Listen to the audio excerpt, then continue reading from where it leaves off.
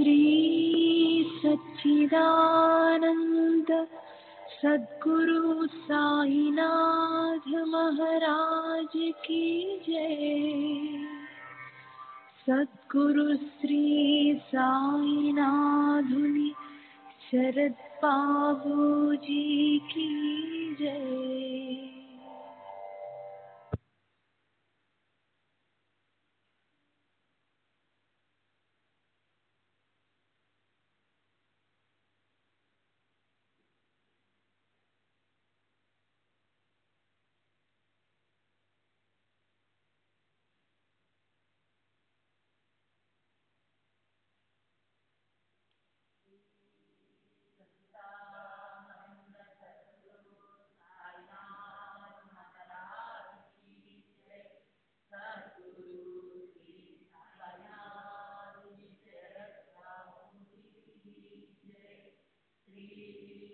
सच्चिदानंद सद्गुरु साईनाथ महाराज की जय।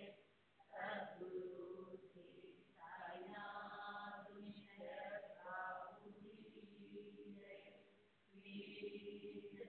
सच्चिदानंद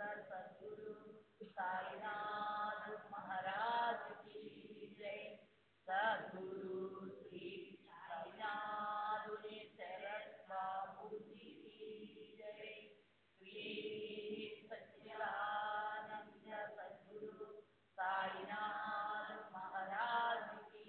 जय।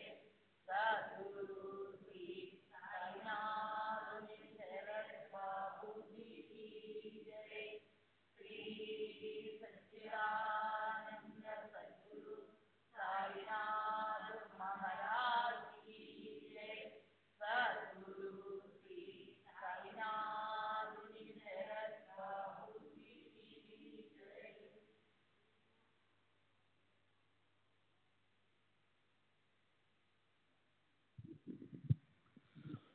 श्री सच्चिदानंद सद्गुरु साईनाथ महाराज की जय।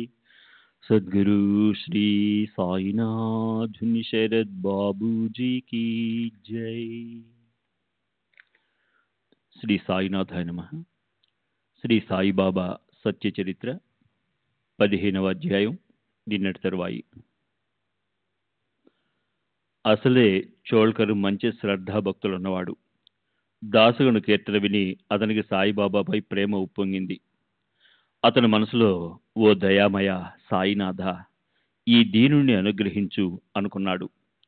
చోల్కర్ పాపం నిరుపేదవాడు, పరీక్ష వ్రాయటం కోసం వచ్చినవాడు, కుటుంబ భారం మోయలేని అసమర్థుడు. ప్రభుత్వ కార్యాలయంలో ఉదర నిర్వహణ సాధన లభింపచేయమని అతను బాబా మీద భారం వేశాడు. కాముకులు తాము మనసులో అనుకున్న పని అయితే కడుపు నిండా భోజనం పెట్టి బ్రాహ్మణులను తృప్తిపరుస్తాము అని మొక్కుకుంటారు.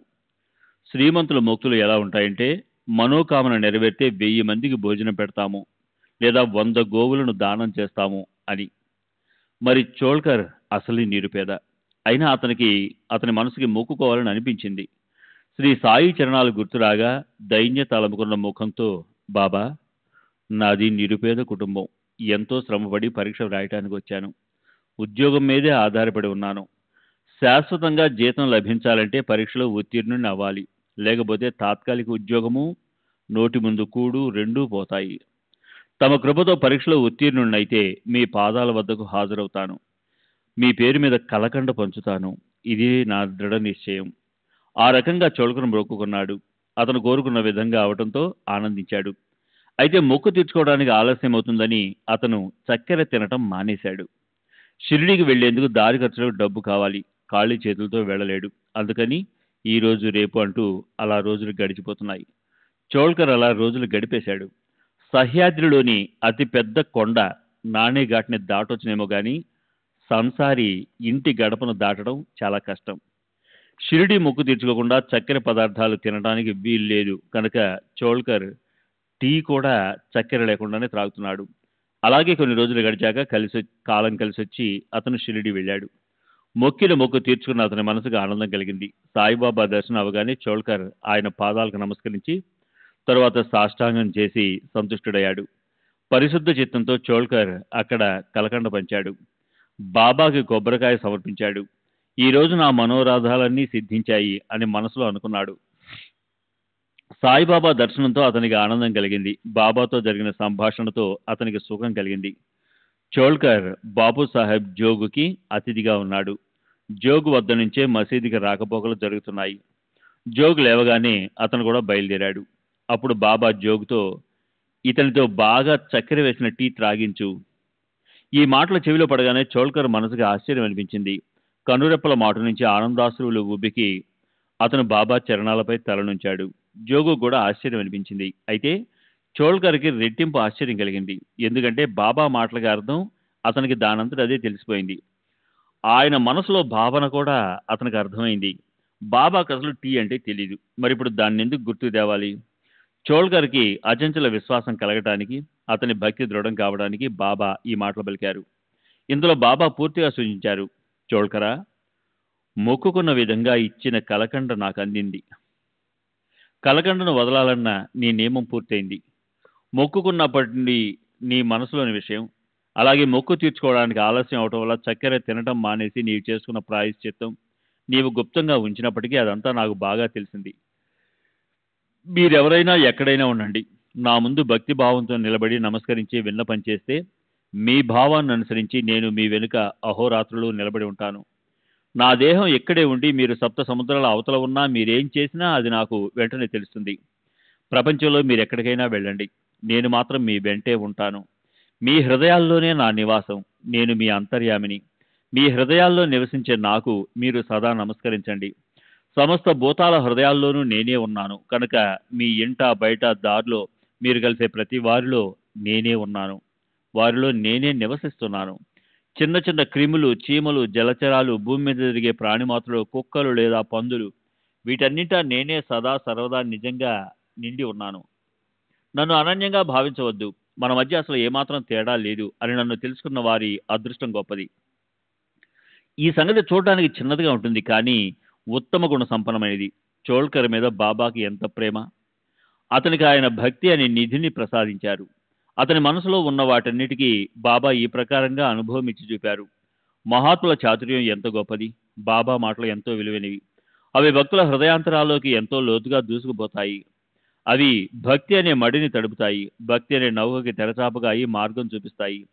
చాతక పక్షుల దాహం తీర్చడానికి మేఘాలు దయతో వర్షపు ధారలను కురిపిస్తాయి. అయితే ఆ పరిణామంలో అవి పూర్తిగా అవనిని చల్లబరుస్తాయి. ఇక్కడ అదే విధంగా జరిగింది. చోళకర్ పాపం ఎక్కడివాడో దాసగణ కీర్తన నిమిత్తమైంది. అతనికి మొక్కుకోవాలని మనసు పుట్టింది. బాబా కూడా ప్రసన్నులైనారు. అందువల్లే ఈ చమత్కారం జరిగింది. మహాత్ముల అంతరంగం తెలిసింది. బాబా తమ ఉపదేశానికి అలాంటి సందర్భాలను కల్పిస్తారు. చోళకర్ కేవలం నిమిత్త మాత్రుడు. భక్తులందరి హితం సాధించడానికి బాబా చేసే చాతుర్యం అనూహ్యం. మనం వాటిని ఆశ్చర్యంతో అలా చూస్తూ ఉండిపోవాలి.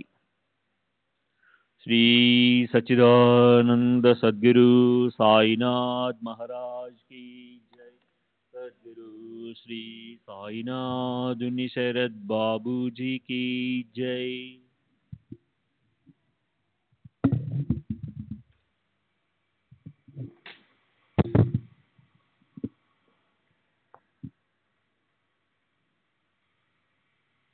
ఇలాంటి బాబా లీలను మరోటి వర్ణించి ఈ అధ్యాయాన్ని పూర్తి చేస్తాను. ఒకరు బాబాని ఏమని ప్రశ్నించారో దానికి బాబా ఏమని సమాధానం చెప్పారో వినండి. ఒకసారి బాబా మసీదులో తమ ఆసనం మీద కూర్చొని ఉన్నప్పుడు ఆయన ఎదుట కూర్చొని ఉన్న ఒక భక్తుడు ఒక బల్లి చిక్ చిక్ అని అరవటం విన్నాను. బల్లి వంటి మీద పడటము, బల్లి అరుపు ఇవి ఆ తర్వాత సంభవించబోయే దాన్ని సూచిస్తాయి. కనుక కుతూహలంతో అతను సహజంగా ఇలా ప్రశ్నించాడు, బాబా, ఈ ప్రక్కనున్న గోడ మీద బల్లి ఎందుకలా అరుస్తుంది? దాని మనసులో ఏముంది? అది అశుభకారి కాదు కదా. అందుకు బాబా ఇలా అన్నారు, ఔరంగాబాద్ నుంచి ఆమె సోదరి ఆమెను కలిసేందుకు ఇక్కడికి వస్తుందని ఆమెకు ఆనందం కలిగింది. అసలు బల్లి అనేది ఎంత ప్రాణి? దానికి అమ్మా నాన్నలేమిటి? అన్న చెల్లెలేమిటి? దానికి సంసారంలోని వ్యవహారాలతో ఏం సంబంధం ఉంటుంది? బాబా ఏదో తమాషాగా అలా చెప్పి ఉంటారని అనుకొని ఆ భక్తుడు ఒక్క క్షణం అలా ఉట్టిగా కూర్చున్నాడు. ఇంతలో ఔరంగాబాద్ నుంచి ఒక వ్యక్తి బాబా దర్శనం చేసుకోవటానికి గుర్రం మీదకి వచ్చాడు. అప్పుడు బాబా స్నానం చేస్తున్నారు. అతను ఇంకా ముందుకు పోవలసి ఉంది. కానీ మేత అంటే గుర్రాలు మొదలైనవి నిత్యము తినే ఆహారము లేకుండా గుర్రము ముందుకు నడవదని కొద్దిగా మేతను కొందామని అతని వీధిలోకి బయలుదేరాడు. ఈ కొత్త ప్రయాణికుడి వైపు బాబాను ప్రశ్నించిన భక్తుడు ఆశ్చర్యంగా చూడసాగాడు. ఇంతలో ఆ ప్రయాణికుడు తన భుజానికి తగిలించుకున్న సంచి అంటే శనగలు మొదలైనవి నింపి గుర్రం నోటికి కట్టే సంచిని చెత్త దులిపేందుకు బెదిరించాడు. భూమి మీద తిరగేసి సంచి మూతిని తలక్రిందులుగా విదిలించగానే అందులోంచి ఒక బల్లి బయటకొచ్చి భయంగా అందరి ఎదుట చరాచరా ప్రాకింది. ప్రశ్నించిన వ్యక్తితో బాబా ఇలా అన్నారు, ఇప్పుడు దాన్ని చూడు, ఆ బల్లి సోదరి ఇదే. దీని చమత్కారం చూడు. అది అక్కడి నుంచి బయలుదేరి తన అక్క కూసిన శబ్దాన్ని పట్టుకొని వయ్యారాలు ఉలకబోస్తూ అక్కడికి వెళ్ళింది. ఆ అక్కా చెల్లెళ్ళ ఆ అనుపమాన అనుబంధానికి కారణం అవి కలిసి చాలా రోజులు అవటమే. గాఢంగా ఆలింగనం చేసుకొని అవి పరస్పరము ఒకటినొకటి చుంబించుకున్నాయి. నిజంగా ఆ రెండిటికి ఆ గాఢ ప్రేమ అలౌకికమైనది. అవి రెండూ కలిసి గిరిగిరా తిరిగాయి. ఆనందంతో ఒకదాని చుట్టూ ఒకటి తిరగటం మొదలెట్టాయి. గుండ్రంగా అడ్డంగా తలక్రిందులుగా ఇష్టం వచ్చినట్లు గిరికలు కొట్టాయి. ఆ ఔరంగాబాద్ ఎక్కడా? షిరిడీ గ్రామం ఎక్కడా? ఎంత చిత్రము! ఆ గుర్రపు స్వారీ హఠాత్తుగా రావటమేమిటి? దానితో పాటు బల్లి రావటమేమిటి? బల్లి ఉండేది ఔరంగాబాదే కావచ్చు. దానా సంచిలో దూరి ఉండవచ్చు. అయితే అది ప్రశ్నోత్తరాల సమయానికి సరిగ్గా ఎలా వచ్చింది? బల్లి ఏమని పలికిందో ఆ విషయం బాబాను ప్రశ్నించాలని భక్తుడికి స్ఫూర్తి ఎందుకు కలగాలి? దాని అంతరార్థాన్ని బాబా తెలియచెప్పి అనుభవం కూడా వెంటనే ఎందుకు ఇవ్వాలి? అలా ఆ అసమానమైన యోగం కలిసొచ్చింది. బాబాకి పరిహాసాలంటే ఎంతో ఇష్టము. సత్పురుషులు అనుపమ ఉపాయాన్ని ఆలోచించి భక్తులకు మరింతగా శ్రేయస్సును కలిగిస్తారు. చూడండి, అతను జిజ్ఞాసు కాకపోతే బల్లి అరువుకు అర్థం ఎవరికైనా తెలిసేదా? సాయిబాబా గొప్పతనం మాత్రం ఎలా తెలిసేది? అనేక సార్లు బల్లులు అరుస్తుంటాయి, ఇది అందరికీ తెలుసు. అయితే ఆ శబ్దాలకు అర్థం, బల్లికి సంబంధించిన సమాచారము ఎప్పుడైనా ఎవరైనా అడుగుతారా? సారాంశము, మొదట నిర్ణయించబడ్డ ఈ జగత్ ఆట గురించిన పథకం క్లుప్తంగా ఎవరికి అర్థం కాకుండా ఉంటుంది. దీని గురించి ఎవరికి కూడా అసలు తర్కించడానికి కుదరదు. కనుక అది జరిగిన తర్వాత ఆశ్చర్యం అనిపిస్తుంది. పైగా ఆ బల్లి అరుస్తుందంటే ఏదో అనర్థం జరిగిపోవటాన్ని సూచిస్తుందని. ఆ సమయంలో నోటితో కృష్ణ కృష్ణ అని అంటే అవబోయే అనర్థము ఆగిపోతుందని అంటారు జనులు. శబ్దానికి అర్థం ఏదైనా కానీ ఇది ఆశ్చర్యకరమైన పని కాదా? తమ భక్తుల్ని తమ పాదాల్లో దృఢంగా ఉండటానికి కూడా బాబా ఈ ఉత్తమ యుక్తి చేస్తారు. ఈ అధ్యాయాన్ని ఆదరణతో చదివినా లేక నియమంగా దాన్ని పారాయణం చేసినా వారి కష్టాలను గురు మహారాజు దూరం చేస్తారు. ఈ విషయం మనసులో బాగా గుర్తుపెట్టుకోవాలి. ఆయన పాదాల్లో నిస్సంశయంగా తల నానించిన వారికి సాయే ద్రాత, తప్పించేవాడు, పాత అంటే పాలించేవాడు, అభయదాత, కర్త హర్త అవుతారు. ఇక్కడ నేను చెప్పిన దానిలో పొరపాటుందని మాత్రం అనుకోకండి. సాయినాథులు ఇలాగే అంటారు. నా స్వంత అనుభవానికి సంబంధించిన రహస్యాన్ని నేను భక్తుల శ్రేయస్సు కోసం చెప్తున్నాను. ఈ జగత్తులో పూర్తిగా నేనొక్కడినే ఉన్నాను. నేను తప్ప రెండో వారెవరూ లేరు. కేవలం ఈ లోకమే కాదు, ముల్లోకాల్లో కూడా పూర్తిగా నేనే ఉన్నాను. అదే అద్వితీయ స్మరణ ఎక్కడ ఉంటుందో అక్కడ భయం అనే మాటే మిగిలి ఉండదు. వారికి అభిమానరహితంగా, అహంకారరహితంగా సమస్తము చైతన్యమే నిండి ఉన్నట్లు కనిపిస్తుంది.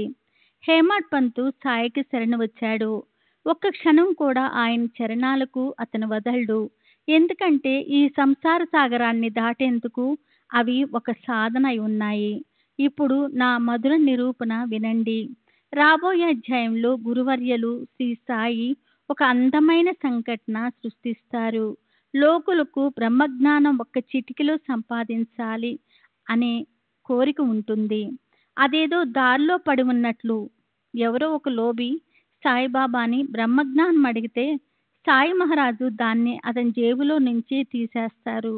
ఈ కథను విన్నప్పుడు శ్రోతలకు బాబా చేతలు ఎంత ఆశ్చర్యకరమైనవో తెలుస్తుంది. పూర్తిగా లోభాన్ని వదలకపోతే బ్రహ్మ ఎప్పటికీ లభించదు. బ్రహ్మ ప్రాప్తించడానికి పాత్రత ఎవరికి ఉందని ఎవరూ అడగరు. సాయి మహారాజు అది ఎవరికి ఎలా ప్రాప్తిస్తుందో పూర్తిగా వివరిస్తారు. నేను శ్రోతల ముందు చేతులు జోడించి విన్నపం చేస్తున్నాను. సాయి యొక్క ప్రేమ కేళనము అత్యంత ఉత్సాహంతో వినండి. దానివల్ల మీ చిత్తము ప్రసన్నమై విషయాన్ని గ్రహించే శక్తికి తృప్తి కలిగి సత్పురుషుల గొప్పతనం తెలుస్తుంది. కనుక శ్రోతలు దీనిపై శ్రద్ధ పెట్టండి. సర్వులకి శుభమస్తు. ఈ ప్రకారంగా సత్పురుషులు సజ్జనులచే ప్రేరణ కలిగించిన భక్త హేమాడ్ పంత్ రచించిన శ్రీ సాయి సమర్థల సత్య చరిత్రలోని చోల్కర్ చక్కెరఖ్యానం అనే పేరు గల 15వ అధ్యాయం ముగిసింది. శ్రీ సద్గురు సాయినాథార్పణమస్తు. శుభం భవతు. శ్రీ సచిదానంద సద్గురు సాయినాథ్ మహారాజ్ కీ జై. నాదుని శరత్ బాబూజీకి జై. 15వ అధ్యాయానికి పరిపూర్ణ వివరణ. 11వ అధ్యాయం లాగే ఈ అధ్యాయాన్ని కూడా ఆదరపూర్వకంగా చదవడం లేదా నియమంగా పారాయణం చేస్తే సంకటాలు నివారించబడతాయి. కనుక అందులోనూ ఎంతో చిన్నది, తేలికగా అర్థమయ్యేది అవడం వల్ల ఈ రోజుల్లో ఈ అధ్యాయాన్ని భక్తులు మాత్రమే కాక చిన్నపిల్లలు కూడా పఠిస్తున్నారు. ఈ అధ్యాయాన్ని ఆదరంతో చదివినా లేక నియమంగా దీన్ని పారాయణం చేసిన వారి కష్టాలను గురు మహారాజు దూరం చేస్తారు. ఈ విషయం మనసులో బాగా గుర్తుపెట్టుకోవాలి. ఆయన పాదాలు నిస్సంశయంగా తలను ఆనించిన వారికి సాయియే త్రాత, పాత, అభయ, ధాత, కర్త, హర్త అన్నీ ఆయన ఒక్కరే. ఈ అధ్యాయం యొక్క ఫలశ్రుతి పైన చెప్పిన విధంగా నాకు కూడా మంచి అనుభవం కలిగించింది. ఈ అధ్యాయంలోని చోల్కర్ ఆఖ్యానం భక్తులకు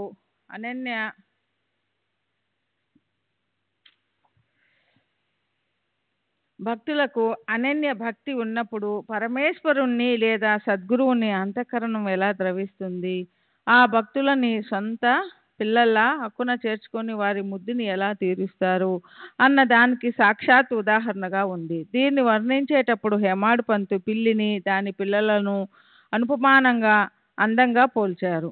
పిల్లలకి పాలిచ్చి అప్పుడే బయటకు వచ్చిన పిల్లి మళ్ళీ అంతలోనే తిరిగి లోపలికి వచ్చినప్పుడు దాని పిల్లలు మళ్ళీ మళ్ళీ ప్రేమతో త్రాగేందుకు దాని దగ్గరకు పోతాయి. అప్పుడు ఆ పిల్లి విసుగుతో గుర్రుమన్నప్పుడు కొద్దిసేపు ఆ పిల్లలు భయంతో ఓ పక్కన కూర్చుంటాయి. అమ్మ విశ్రాంతిగా కూర్చున్నప్పుడు దాని చుట్టూ గిరికలు కొట్టి దాని స్తన్యాన్ని తాగడం మొదలు పెడతాయి. ఈ ప్రకారంగా ప్రేమతో నిండి ఆ పిల్లలు స్తన్యాన్ని చీకి గటగటా పాలు తాగుతూ ఉంటే తల్లికి పాలు చేపుకు వస్తాయి. అది మునుపటి గురువును మర్చిపోయి భూమి మీద ప్రేమగా పడుకుంటుంది. వాత్సల్యం ఉదయించగానే తల్లి విసుగు కరిగిపోయి తన పిల్లలను 4 పాదాలతో గట్టిగా పట్టుకొని వాటిని పైపైన నాకుతుంది. నిజంగా ఈ వేడుక అలౌకికమైనది. పిల్లలు తీవ్రంగా గోలతో గెకడం వల్ల తల్లి వాత్సల్యం అధికమై స్తన్యాల నుంచి పుష్కలంగా సాయి పాలు ప్రవహిస్తాయి. పిల్లల ప్రేమ తల్లికి పాలను ఎలా ఉత్పన్నం చేస్తాయో అలాగే సాయి చరణాలపై మీకుండే ఆసక్తి సాయిబాబా హృదయంలో దయ అనే వరదలను ఉత్పన్నం చేస్తుంది. శ్రీ సచ్చిదానంద సద్గురు సాయినాథ్ మహారాజ్ की जय. सद्गुरु श्री साईनाथ श्री सच्चिदानंद सद्गुरु साईनाथ महाराज की जय. सद्गुरु साई साईनाథ్ శరత్ బాబూజీ की जय. ఈ ఆఖ్యానంలో తరువాత దాసకును కీర్తన చేసేటప్పుడు వేసుకునే వేషం గురించిన వినోదభరితమైన కథ ఉంది. బాబా వాష్ పెళ్లి కొడుకులా అలంకరించుకున్నావే అని పరిహసించి పొడుగు కోటుని ఉత్తరీయాన్ని తలపాగానే తీసేయించి అతనికి అత్యంత పరిశుద్ధమైన నారదీయ కీర్తనా పద్ధతిని నేర్పించారు. పూలదండ వేసుకోవటం సాంప్రదాయకపై వేషం వేసుకోవటానికి బదులు అంతఃకరణలో ఉండే నిజమైన భక్తి యొక్క గొప్పతనాన్ని తెలిపారు.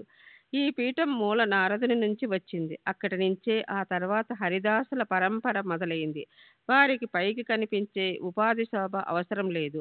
అంతఃకరణ శుద్ధి ఒక్కటే వారి ధ్యేయం. శరీరంలోని అధోభాగాన్ని వస్త్రంతో ఆచ్ఛాదించుకుని చిరతలు వీణ వాయిస్తూ నోటితో హరినామాన్ని గట్టిగా ఉచ్చరించే నారద మహాముని రూపం అందరికీ తెలుసు. తర్వాత చోల్కరుతో మొక్కుకునేటప్పటి నీ చిత్తం యొక్క తీర్చుకోవటం ఆలస్యం అవటం వల్ల చక్కెర తినటం మానేసి నీవు చేసుకున్న పాయి చిత్తం నీవు గుప్తంగా ఉంచినప్పటికీ అదంతా నాకు బాగా తెలిసింది. శ్రీ సచ్చిదానంద సద్గురు సాయినాథ్ మహారాజ్ की जय. सद्गुरु शरद बाबूजी की जय.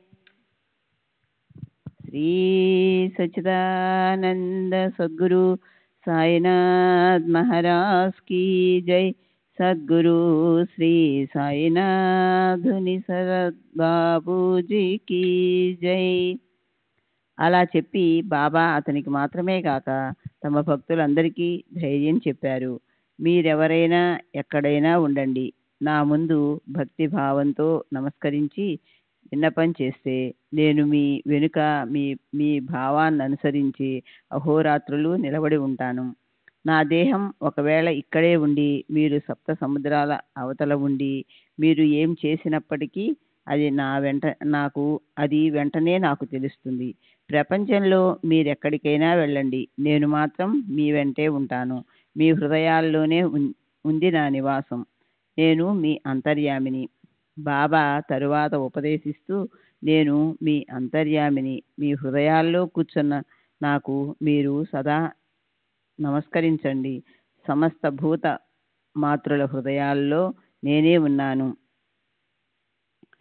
కనుక ఇంట బయట దారుల్లో మిమ్మల్ని కలిసే వారిలో నేనే వ్యవహరిస్తూ వారిలో నేనే నివసిస్తున్నాను. చిన్న క్రిములు, చీమలు, జలచరాలు, ఖేచరాలు, ప్రాణిమాతృలు, కుక్కలు, పందులు వీటన్నింటిలో నేనే సదా సర్వదా నిజంగా నిండి ఉన్నాను. నన్ను వేరుగా అనుకోవద్దు. మన మధ్య భేదం లేదు. అలా నన్ను తెలుసుకున్న వారి అదృష్టం గొప్పది. ఈ సిద్ధాంతాన్ని అనుసరించి రాబోయే అక్కా చెల్లెళ్ళైన బల్లుల అనుబంధాన్ని బాబా సంభవింపజేసినట్లు అనిపిస్తుంది. ఈ బల్లితో ఏకాత్మత లేకపోతే బాబా అవి ఆనందంతో పరస్పరం పెనవేసుకొని ఆనందంలో గిరికీలు కొట్టడం, అడ్డంగా నిలువుగా తలకిందుగా ఇష్టం వచ్చినట్లు గిరగిరా తిరగడానికి కారణం తెలిసేదా?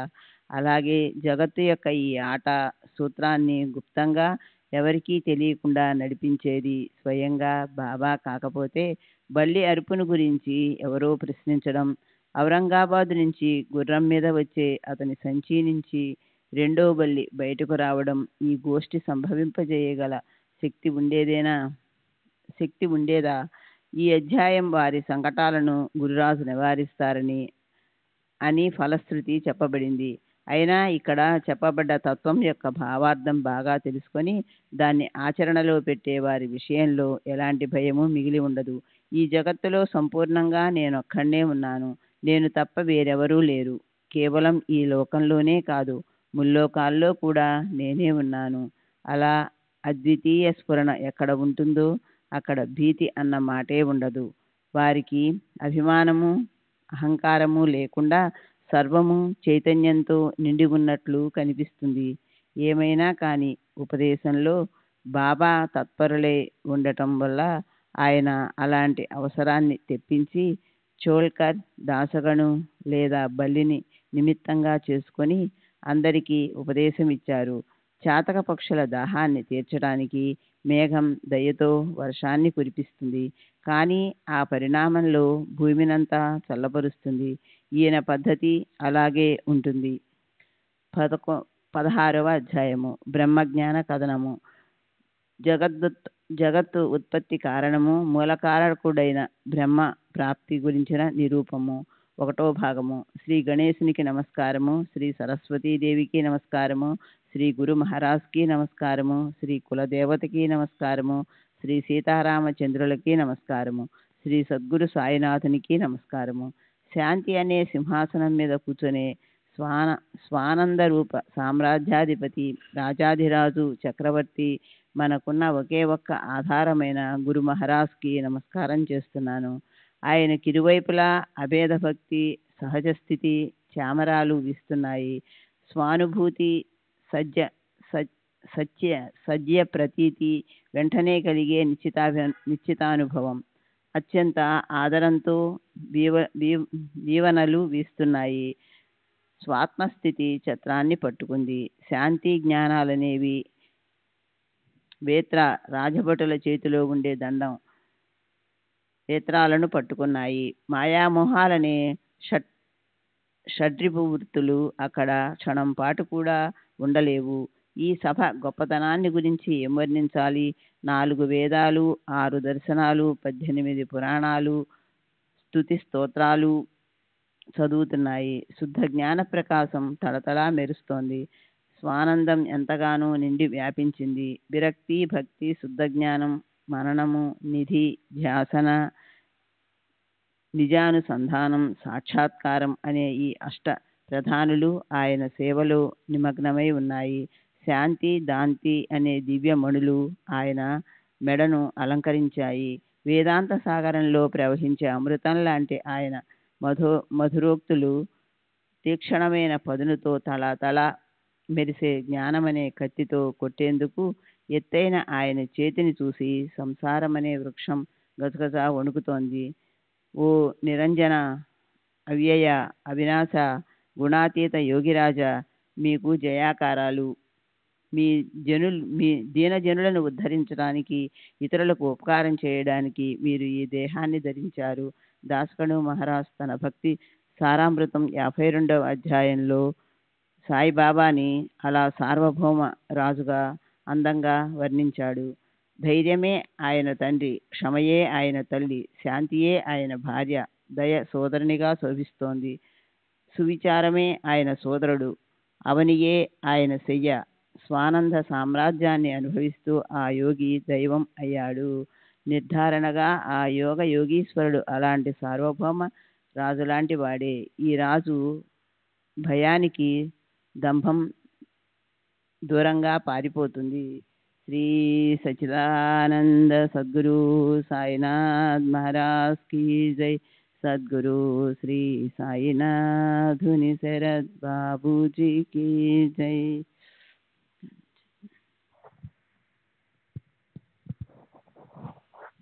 గడిచిన అధ్యాయంలో శ్రీ సాయిబాబా ఒక భక్తుని కోరిక నెరవేర్చి అతను పెట్టుకున్న నియమాన్ని పూర్తి చేయించి అతని మనసులో ఉన్న దాన్ని ఎలా తెలుసుకున్నారో ఆ వర్ణన అయింది. సద్గురువు యొక్క ఇచ్చలన్నీ నెరవేరాక ఇక శిష్యులు నెరవేర్చగల కోరికలు ఆయనకి ఏముంటాయి? సేవ చేయాలన్న శిష్యుల ఇచ్చని నెరవేర్చి వారిని నిరీక్షలుగా చేస్తారు. భక్తితో కేవలం పూలు లేదా ఆకులు ఆయనకు అర్పించినా వాటిని అత్యంత ప్రేమతో స్వీకరిస్తారు. అయితే వాటిని గర్వంతో లేదా మదంతో ఇస్తే వాటిని వెంటనే తిరస్కరిస్తారు. సత్య జ్ఞాన ఆనందాలకి ఆయన సాగరం అవడం వల్ల ఆయనకి ఆడంబరమైన ఉపచారాలతో పని లేదు. కానీ వాటిని శ్రద్ధతోనూ నిష్కపటంగానూ అర్పిస్తే వాటిని ఆయన అత్యంత ఆనందంతో స్వీకరిస్తారు. స్వయంగా ఏమీ తెలియనట్లుంటారు. అజ్ఞానాన్ని తీసుకొని జ్ఞానాన్ని ఇస్తారు. శాస్త్రాల్లో నిశ్చయంగా చెప్పబడిన పరిమితులను ఉల్లంఘించకుండా శిష్యులకి హితాన్ని బోధిస్తారు. ఆయన్ని ప్రేమతో సేవించే వారికి బ్రహ్మతో అంటే పరమేశ్వరుడితో ఐక్యతను ప్రాప్తింపచేస్తారు. ఇతర సమస్త సాధనలను వదిలేయాలి. గురుసేవలోనే లీనమవ్వాలి. ఆ సేవలో ఏమాత్రం అల్పత్వం వచ్చినా లేదా అందులో తమ తెలివితేటలను ప్రదర్శించినా సాధకుడు సంకటాల్లో పడిపోతాడు. గురు పాదాల్లో విశ్వాసం కావాలి. స్వయంగా శిష్యుడు ఏం చేయగలడు? సద్గురువే అతనికి ఆ పని సులభతరం చేస్తారు. శిష్యులకి తమ సంకటాల గురించి తెలియదు. గురువు వారికి తెలియకుండానే దానికి ఉపాయం చేస్తారు. గురువు కన్నా మరో గొప్ప ఉదారత త్రిభువనాల్లో మరొకరెవరూ ఉండరు. శరణాగతులకి శ్రేష్ఠ ఆశ్రయదాత అయిన ఆ సద్గురువుకి శరణు వెళ్దాం. సద్గురువుని చింతామణి అంటే కోరిన వస్తువునిచ్చే ఒక స్వర్గీయ రత్నంతో పోలుద్దామంటే చింతామణి కేవలం కోరుకున్నది మాత్రమే ఇస్తుంది. కానీ గురువు అచింత్య, ఏది మనసులోకి ఆలోచనగా కూడా రాదో అలాంటి వస్తువునిచ్చి భక్తులకి ఆశ్చర్యాన్ని కలిగిస్తారు. ఆయన్ని కల్పతరువుతో పోలుద్దామా అంటే అది భక్తులు మనసులో కోరుకున్నది మాత్రమే ఇస్తుంది. కానీ గురురాజు నిర్వికల్ప అంటే ఎక్కడ ఏ కల్పన లేదా ఆలోచన లేనటువంటి స్థితినిస్తారు. కామధేనువు కోరింది మాత్రమే ఇస్తుంది. కానీ గురు రూప ధేనువు గొప్పతనం దానికంటే గొప్పది. గురు రూప ధేనువు తప్ప అచింత్యధానమనే పదవిని ఎవరికి ఆపాదించగలం? శ్రీ సచ్చిదానంద సద్గురు సాయినాథ్ మహారాజ్ కీ జై. సద్గురు శ్రీ సాయినాథుని శరత్ బాబూజీ కీ జై.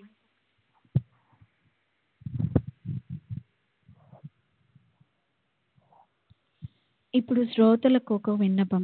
గత అధ్యాయం చివర నేను బ్రహ్మాద్దికి బ్రహ్మజ్ఞానం ఎలా ప్రాప్తించిందో చెప్తానని అన్నాను. ఈ కథల పట్ల శ్రద్ధ చూపండి.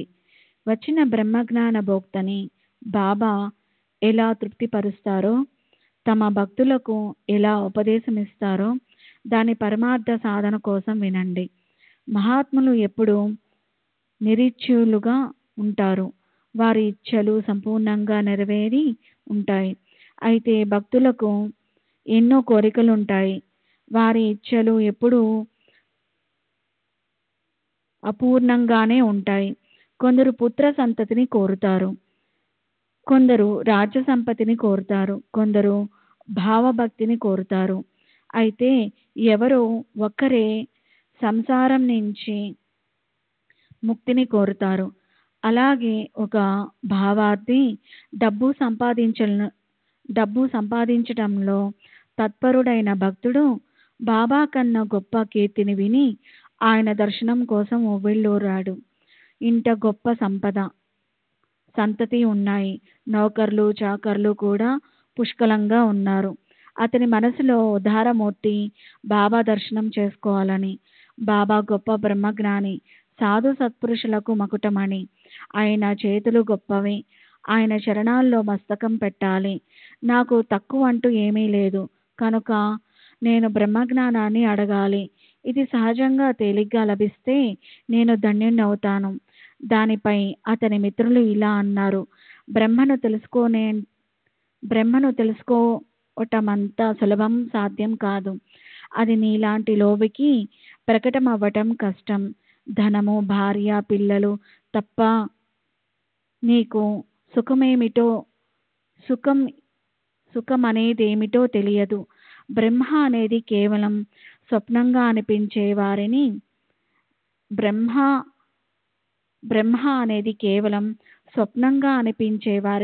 అది శాంతిని ఎలా ఇస్తుంది? ఇంద్రియాలు బలహీనపడి జగత్తులో ఎవరు గౌరవించినప్పుడు ఊరికే ఖాళీగా కూర్చొని అప్పుడు బ్రహ్మజ్ఞానాన్ని గురించి ఆలోచిస్తారు.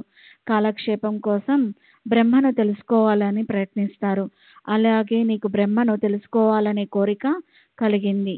నీ పిసినారి చేతుల నుంచి పైసా రాలకుండా నీ కోరిక తీర్చే వాళ్ళు నీకెవ్వరూ కలవరు. సరే, అలాంటి కోరికను మనసులో పెట్టుకొని ఆ బ్రహ్మార్ది రాను పోను గుర్రబండి మాట్లాడుకొని షిరిడీ బయలుదేరాడు. అక్కడకు చేరాక అతను సాయి దర్శనం చేసుకున్నాడు. ఆయన పాదాలకి నమస్కరించాడు. ఇప్పుడు సాయి మాట్లాడే మధురోక్తులను శ్రోతలు వినండి. ఈ సాయి కథ అనే కల్పవృక్షానికి శ్రద్ధ అనే నీటిని పోస్తే అది దృఢంగా పట్టుకునే శ్రోతలు ఆదరం పెరిగిన కొద్దీ పుష్కలంగా ఫలాన్నిస్తుంది. అది సర్వాంగాలలో రసభావంతో నిండి ఉంది. సుగంధాలు వెదజల్లే పుష్పాలను పూస్తుంది. మధుర ఫలాల భారంతో వంపులు తిరుగుతుంది. తినేవారి ఇచ్ఛ నెరవేరుతుంది. బ్రహ్మార్ది ఇలా అన్నాడు, బాబా నాకు బ్రహ్మను చూపండి. ఇది నా మనసులో పెట్టుకొని నేను మీ దగ్గరకు వచ్చాను. షిరిడీలో బాబా బ్రహ్మను చటుక్కున చూపిస్తారు అని లోకులు అంటారు. అందుకే ఇంత దూరం వచ్చాను. వస్తూ మార్గంలో బాగా అలసిపోయాను.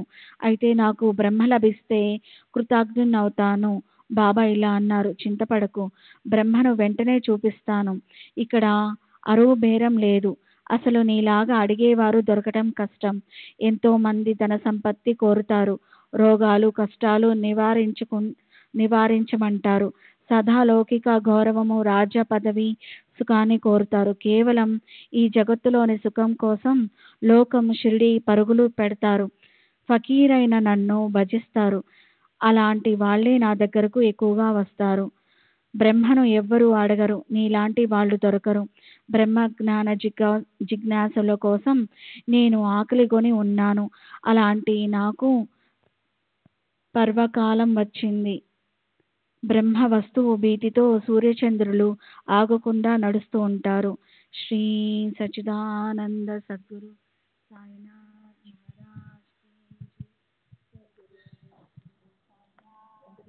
మహారాజ్ బాపూజీ.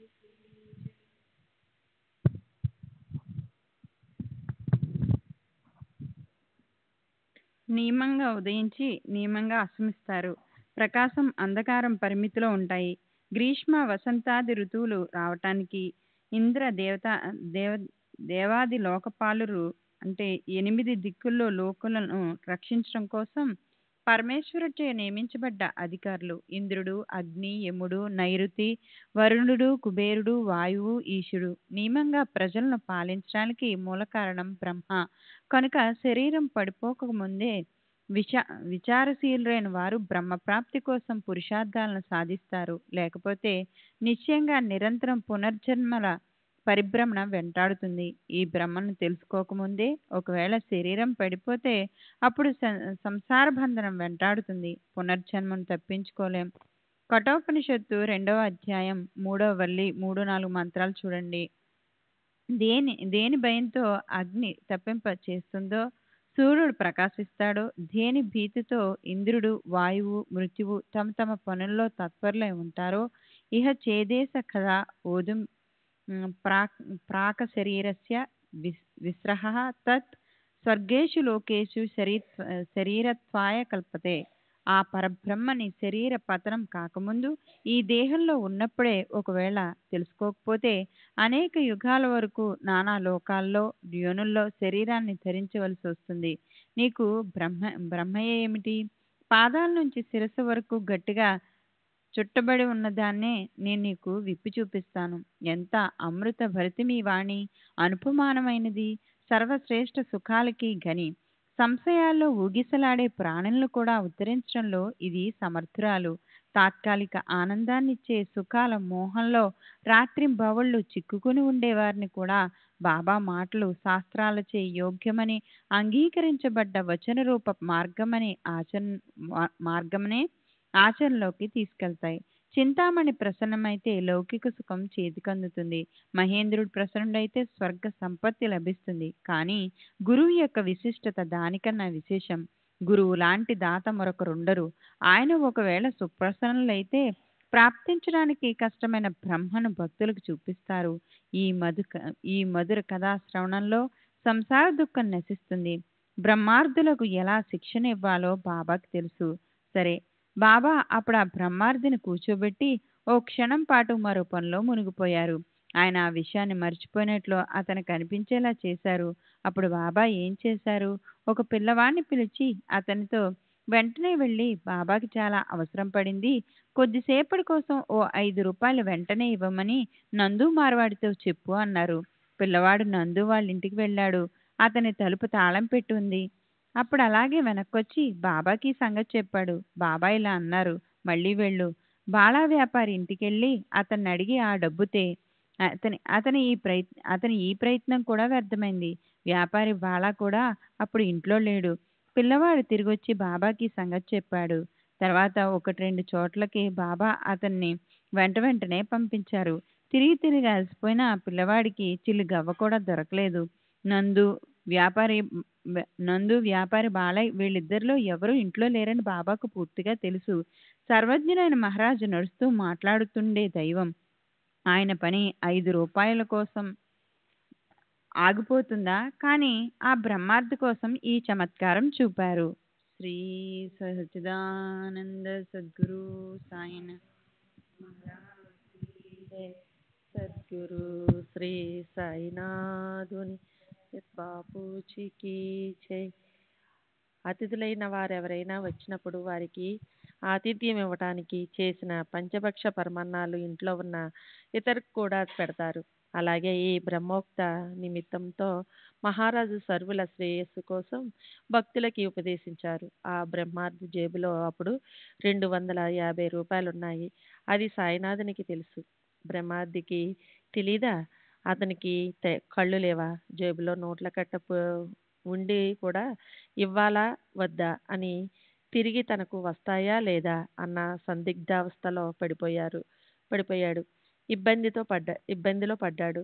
సాయిబాబాకి 5 రూపాయలను అప్పుగా కొద్దిసేపు ఇవ్వగల ధైర్యం అతనికి లేకపోయింది. బ్రహ్మ సాక్షాత్కారం అడగడానికి వచ్చాడు. సాయి మహారాజు సత్యాన్ని పలుకుతారు. చేబదులు డబ్బు కూడా కొద్ది మొత్తమే. అది ఇచ్చి చూడాలని అతనికి మనసుకి కనిపించిన సంశయం వచ్చి అడ్డుకుంది. 5 రూపాయలనేది ఎంత? కానీ అది ఇవ్వటానికి కూడా అతనికి ప్రాణం ఒప్పలేదు. ఇంతటి సులభమైన పని కూడా చేయలేకపోయాడు. అతను మూర్తీభవించిన లోబి కాదా? బాబాపై నిజమైన ప్రేమ ఉన్న ఇతర అమాయకులు ఎవరైనా ఈ విషయాన్ని ఇంత దూరం రానిచ్చేవారు కాదు. బ్రహ్మపై తపన ఉన్న వారికి ఈ విషయం తెలియకుండా ఉంటుందని నేను అనుకోను. అతను ధనమోహంలో చిక్కుకున్నాడు. పోనీ హాయిగా కూర్చున్నాడా అంటే అది లేదు. తిరిగి వెళ్ళిపోవాలని ఒకటే తొందర. బాబాతో ఇలా అన్నాడు, బ్రహ్మని చూపండి. బాబా ఇలా అన్నారు, కూర్చున్న చోటనే బ్రహ్మను చూపించాలని ఇప్పటి వరకు ప్రయత్నించాను. అది నీకు తెలియటం లేదా?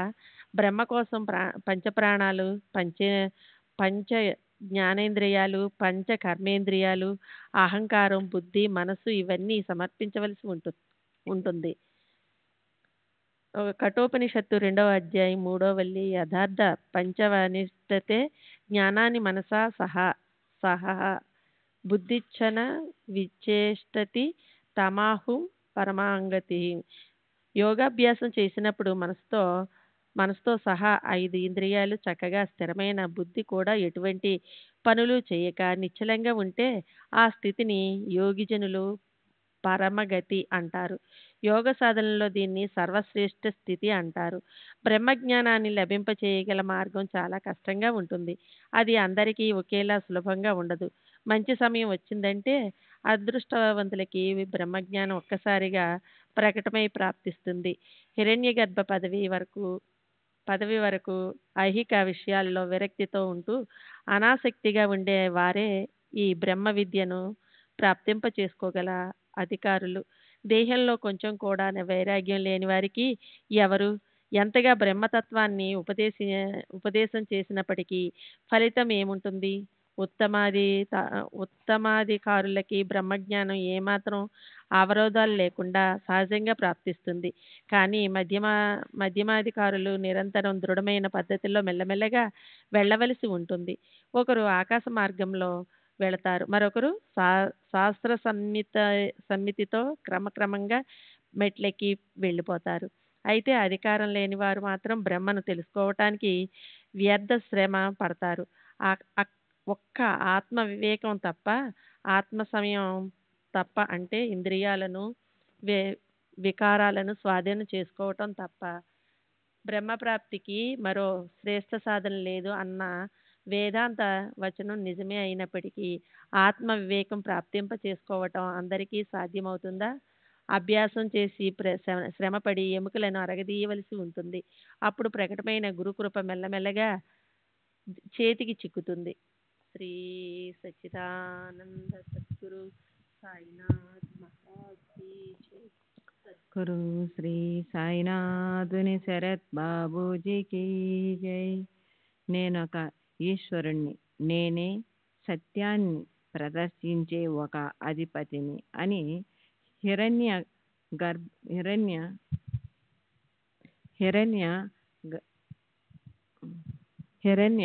గర్భుడికి అభిమానం పెరిగి స్వస్వరూపము విస్మరించినప్పుడు విష్ణోత్పత్తి అవుతుంది. నేనే బ్రహ్మనయి ఉన్నాను అన్న జ్ఞానం కలిగినప్పుడే అది తెలుసుకున్న జ్ఞాని స్వరూపంలో లీనమవుతాడు. అప్పుడే అతనికి విశ్వం యొక్క వాస్తవికత గురించి లేదా అది వాస్తవికమే అనే కల్పన నశించిపోతుంది అని శృతి గర్జిస్తూ చెబుతుంది. ఆత్మ జ్ఞాగృతమై సర్వవ్యాపకం సర్వంగభూతము అయిన బ్రహ్మము గురించిన ఏకరూపంత అనే మనోవృత్తి కలిగిందంటే బ్రహ్మ అనే అగ్నిలో విశ్వాసం ఆహుతి అవుతుంది. సృష్టి బూడిదవుతుంది. జీవులన్ని స్థితి కూడా ఇదే పద్ధతిలో ఉంటుంది. మాయ భ్రమ నశించి పోయినప్పుడే డ్రాడు సూర్యకిరణాలు ముత్యపు చిప్ప వీటి విద్భవంశం అస్తమిస్తుంది. ముత్యపుచ్చపం గురించిన నిజజ్ఞానం లేకపోవటం వల్ల అది ఎండిగా భావిస్తుంది. అయితే అదే ఎండి గురించిన నిజజ్ఞానం ప్రాప్తించినంటే అది చిప్ప అని తెలుస్తుంది. మిథ్య కల్పన నివారించబడిందంటే ఎండి కనిపించదు. అది ముత్యపు చిప్ప అన్న స్పష్టమైన నిశ్చింత జ్ఞానం కలుగుతుంది. పరస్పర అజ్ఞానానికి ఈ లక్షణం ఉంది. జ్ఞానం అనే మాలిన్యాన్ని కలిగి శుభ్రం చేసి జ్ఞానం అనే దీపాన్ని ప్రకాశింపజేయాలి. అప్పుడు మిథ్య కల్పన నశిస్తుంది. ఓం శ్రీ సచిదానంద సద్గురు సాయినాథ్ మహారాజ్ की जय. सद्गुरु श्री साईनाथ शरद बाबू जी की जय.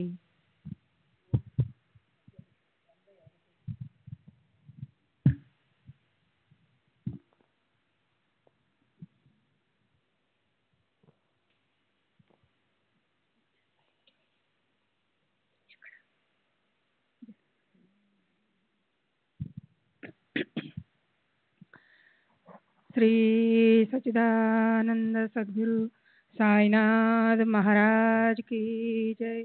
सद्गुरु श्री साईनाथ शरद बाबू जी की जय.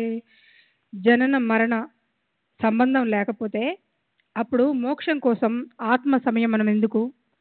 వేదాంతంతో మనకేం సంబంధం? అప్పుడు ఈ బ్రహ్మజ్ఞానం గురించిన వివేచన ఎందుకు? నేను బద్ధుణ్ణై బంధింపబడి ఉన్నాను. నాకు దాని నుండి సంపూర్ణంగా విడుదల కావాలని దృఢనిశ్చయాన్ని అంటిపెట్టుకుని ఉన్నవారే ఇక్కడి అధికారులు. అత్యంత అజ్ఞాని, పూర్ణ జ్ఞాని వీరిద్దరూ దీనికి అధికారులు కారు. బద్ధుడే లేకపోతే మరి ముక్తి ఎందుకు? ఇది నిజమైన గోష్ఠి. జీవుడు ఆ బ్రహ్మే అయి ఉన్నాడు. జీవో బ్రహ్మైవ నపరః హేతో అహై వస్తు స్థితి. బద్ధత, ముక్తత ఈ రెండు సాహచర్యంతో ఉండే గుణాల మీద ఆధారపడి ఉంటాయి. వీటి అనుభవం అందరికీ ఉంటుంది. బ్రహ్మకి మాయతో లేదా త్రిగుణాత్మక ప్రకృతితో, దైవి హేష గుణమయి మమ మాయా దురత్యయ సంబంధం ఏర్పడ్డప్పుడు తాను బద్ధుడైనట్లు తెలుసుకుంటాడు. కనుక గుణ సంయోగం అంటే బంధనం, గుణ వియోగము అంటే మోక్షం. అన్యత్వం అనేది అస్తిత్వంలోనే లేని చోట ఎవరు ఎవరిని బంధిస్తారు, విడిపిస్తారు? జీవాత్మకు పరమాత్మతో అన్యత్వ భావం ఒకే మార్గంలో పోయినప్పుడు ఎవరూ బద్ధులు కారు, ముక్తులు కూడా కారు. రాత్రింబవళ్ళు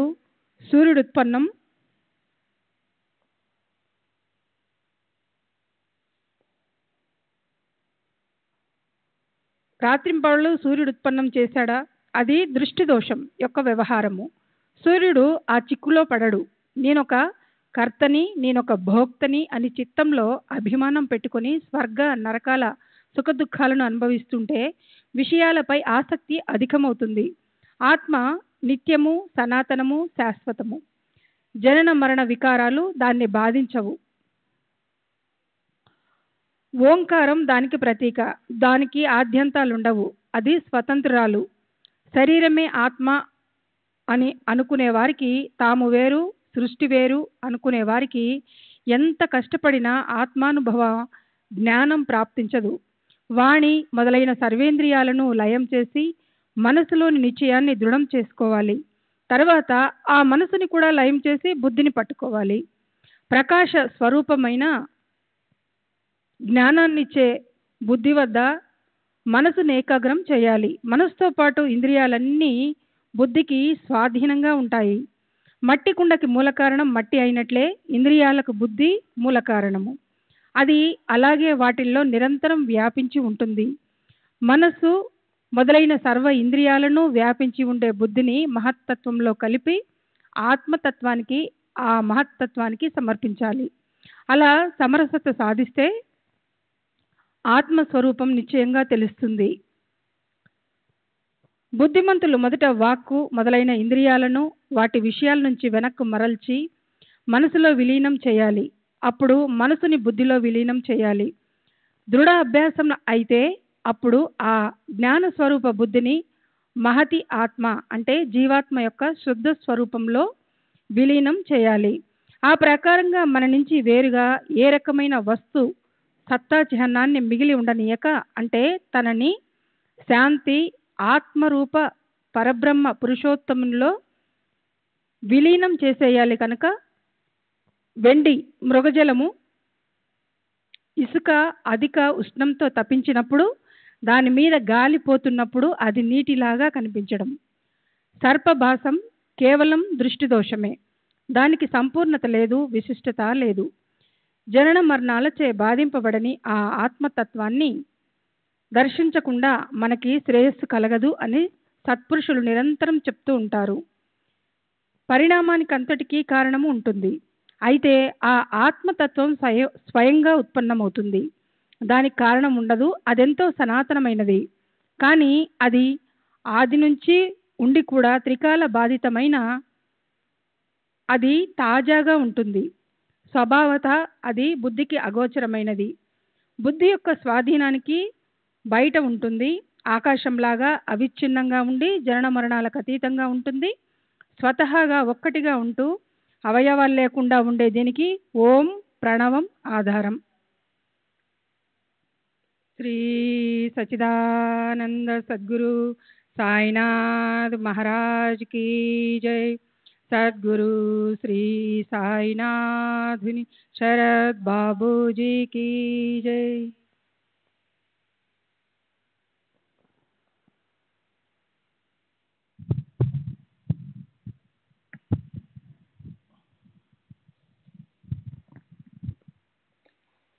श्री सच्चिदानंद सद्गुरु साईनाथ महाराज की जय. सद्गुरु श्री సాయినాథుని శరత్ బాబూజీకి జై. ఈ నిర్గుణ నిరాకార బ్రహ్మను తెలుసుకోగలం. సకల సాకార బ్రహ్మను ప్రాప్తింపచేసుకోగలం. దానికి ప్రతీక ఓం. దాన్ని సదా ధ్యానము ఉపాసన చేయవచ్చు. సమస్త వేదాల సారమే ప్రణవస్వరూపం ఓంకారం. దాన్ని అర్థసహితంగా స్పష్టంగా తెలుసుకున్న వారే మహావాక్యాల వేదాల్లోని జీవ బ్రహ్మల ఐక్యతను చూపించే తత్వమసి మొదలైన వాక్యాలు. ఇవి 4 వేదాలకి 4 ఉన్నాయి. ప్రజ్ఞానం బ్రహ్మ, అహం బ్రహ్మస్మి, తత్వస్మసి, అయం ఆత్మ బ్రహ్మను అభ్యాసపూర్వకంగా చింతన చేయాలి. వేదం స్వయంగా దేని వాస్తవికత గురించి నిశ్చయమిస్తుందో, దేన్ని లోకులు అత్యంత ప్రయత్నంతో బ్రహ్మచర్యాన్ని పాటించి సంపాదిస్తారో దాన్నే ఓం పదం అంటారు. చూడండి కఠోపనిషత్తు 21వ అధ్యాయం 2వ వల్లి 15వ మంత్రం. సర్వ వేదాయ పదమా మనంతి తపాంసి సర్వాణి యయద్ వదంతి ఇది యది యజ్ఞో బ్రహ్మచర్యం చరంతి తత్వై పదం సంగ్రహేణ బ్రవీమో మిథ్యే తద్. సమస్త వేదాలు నానా రకాలుగా ఎవరిని ప్రతిపాదిస్తాయో, తపస్సు మొదలైన సాధనలన్నిటికీ ఎవరు ఒకే ఒక పరమ చరమ అంటే అంతిమ లక్ష్యమో ఎవరిని ప్రాప్తింపచేసుకోవాలన్న ఇచ్ఛతో సాధకులు నిష్ఠాపూర్వకంగా బ్రహ్మచర్యాన్ని అవలంబిస్తారో ఆ పురుషోత్తమ భగవంతుని పరమతత్వాన్ని నేను మీకు సంక్షిప్తంగా చెప్తాను. ఇది ఓం అనే ఒక్క అక్షరం. సరే, ఈ పదవికి మార్గం చాలా కఠినమైనప్పటికీ పరిశ్రమ చేసేవారికి శ్రేష్ఠ గురుకృప కలిగితే దాన్ని పొందడం అత్యంత సులభతరం. అత్యంత స్థూలమైన ఇంద్రియాల నుంచి అనుక్రమంగా సూక్ష్మ తారతమ్యంలో చేరుకున్న మీదట ప్రయత్నశీలురైన సాధకులకు అది ప్రాప్తిస్తుంది. ఆ ఓం శబ్దంతో ఉచ్చరించబడే అక్షరాలన్నీ తపస్సులోకెల్లా శ్రేష్టమైనవి. దాని కేవల ఉచ్చారణతో అర్థం యొక్క తత్వం మనలో స్ఫురిస్తుంది. దాన్ని మళ్ళీ మళ్ళీ పఠిస్తే అప్పుడు ప్రత్యక్షంగా అనుభవం కలుగుతుంది.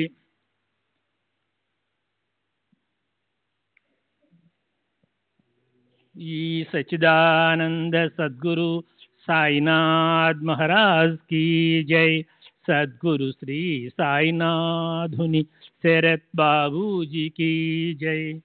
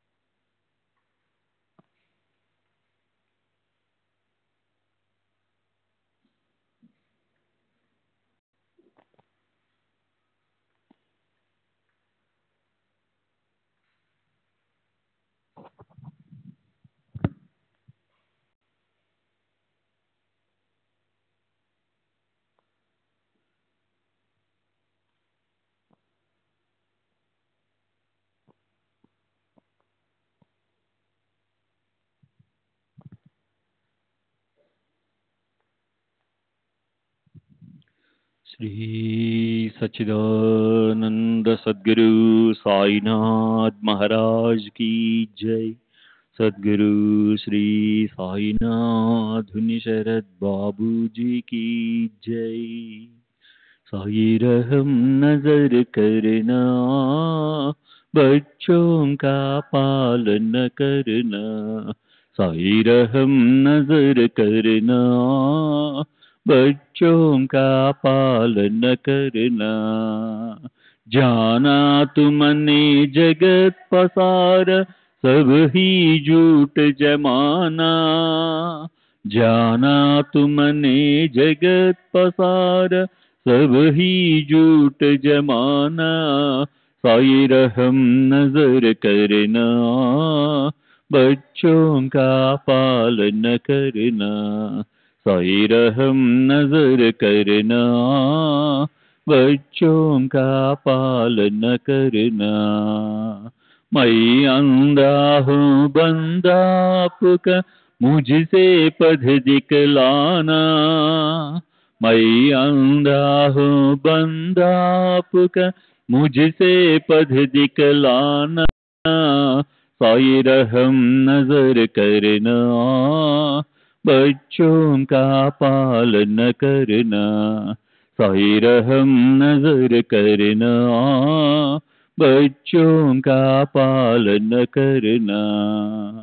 दास गण कहे अब क्या बोलूं, थक गई मेरी रसना। दास गण कहे अब क्या बोलूं, थक गई मेरी रसना। साई रहम नजर करना, बच्चों का पालन करना। साई रहम नजर करना, बच्चों का पालन करना।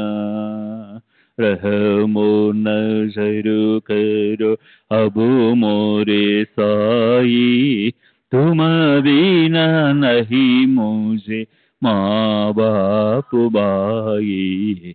रहमो नजर करो मैं अंधा हूँ बंदा तुम्हारा। मैं अंधा हूँ बंदा तुम्हारा। मैं ना जानू, मैं ना जानू, मैं ना जानू अल्लाह इलाही।